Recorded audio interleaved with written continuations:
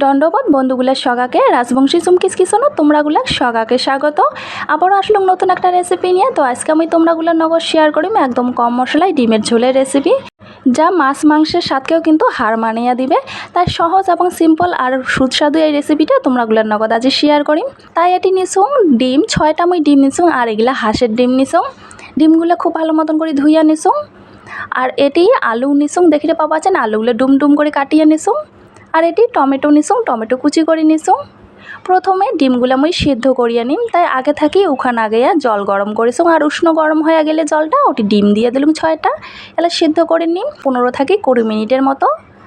তো দেখিতে পাবা হচ্ছেন ডিমগুলো কিন্তু মোর সেদ্ধ হয়ে গেছে। নামিয়া খোসাগুলো ছুলেইয়া নিম।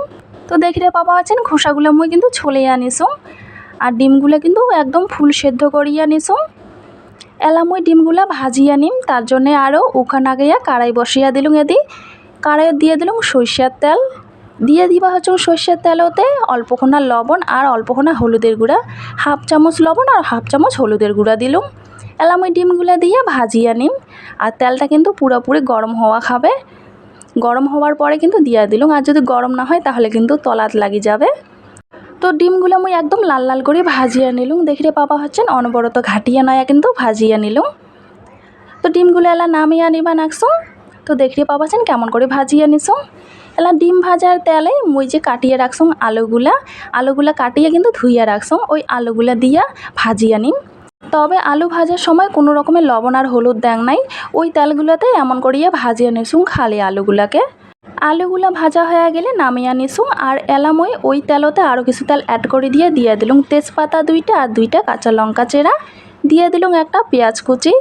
হালকা মতন করিয়া ভাজিয়া নিম তেলানিটা। দেখিতে পাবা হচ্ছেন তেলানিটা কিন্তু ভাজা হয়ে গেছে। এলা দিয়ে দিবা হচ্ছেন 1 চামচ আদা বাটা, আর দিয়ে দিলুম 1 চামচ রসুন বাটা, আর দিয়ে দিবা হচ্ছেন 1 চামচ লাল লঙ্কা বাটা, পাকা লঙ্কা মুই বাটিয়া নিছুং। আর দিয়ে দিম এটি সামান্য পরিমাণে জিরার গুঁড়া, একদমই সামান্য পরিমাণে জিরার গুঁড়া দিয়ে দিলুম। আর দিয়ে দিবা হচ্ছে সামান্য পরিমাণে হলুদের গুঁড়া, আর হাফ চামচের কম লবণ। দিয়ে দিবা হচ্ছে টমেটো কুচিগুলা। এলা খুব ভালো মতন করিয়া মশলাগুলা অল্পক্ষণা ভাজিয়ে নিম, অনবরত ঘাটিয়া নয়া। আর এই সময় কিন্তু চৌকার আঁচ একেবারে লোতে রাখিছুং। চৌকার আঁচ লোতে রাখিয়া মশলাটাকে এমন করিয়া ভাজিয়া নিলুম। আর মশলাটাও ভাজা হয়ে গেলে এলা অল্পক্ষণা জল দিয়া দিম, যেন মশলাটা খুব ভালো মতন করে কষে। তা অল্পক্ষণা জল দিয়ে দিলুম। জল দিয়ে আর অল্পক্ষণা লো আছে কিন্তু কষিয়া নিম, অনবরত ঘাটিয়া নয়া।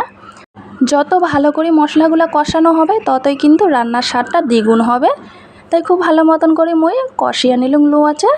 আর কষিয়া নেওয়া হয়ে গেলে এটি মুই দিয়ে দিমেলা জল। তো এটি মুই জল দিয়ে বেড়া ধরছুং, যেহেতু ডিমের ঝোল বানাম তাই মুই এটি জল দিয়ে দিলুম। আর যদি তোমরাগুলো ডিমের কষা খাবার চান তাহলে কিন্তু এতটা জল দিবার দরকার নাই, অল্পক্ষণা জল দিয়া দিলেই কিন্তু হয়ে যাবে। তো জলটা মুই খুব ভালো মতন করে ফুটিয়ে নিছুং। ঝোলটা দেখিয়ে পাবা আছেন খুব ভালো মতন করে ঝোলটা ফুটে গেছে।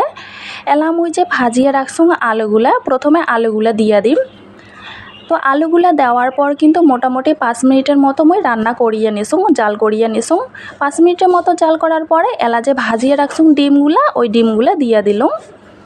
ডিমগুলা দেওয়ার পর মোটামুটি আরও 5 মিনিট জাল করিয়া নিম। খুব ভালো মতন করিয়া মুই 5 মিনিটের মতো জাল করিয়া নিছুং। আর এলা মুই সর্বশেষে দিয়ে দিবা হচ্ছে গরম মশলার গুঁড়া, হাফ চামচের মতো গরম মশলার গুঁড়া দিয়া দিলুম। গরম মশলার গুঁড়াটা দেওয়ার পর মোটামুটি 1 মিনিট কুক করার পর রান্না করার পর নামিয়ে নিম।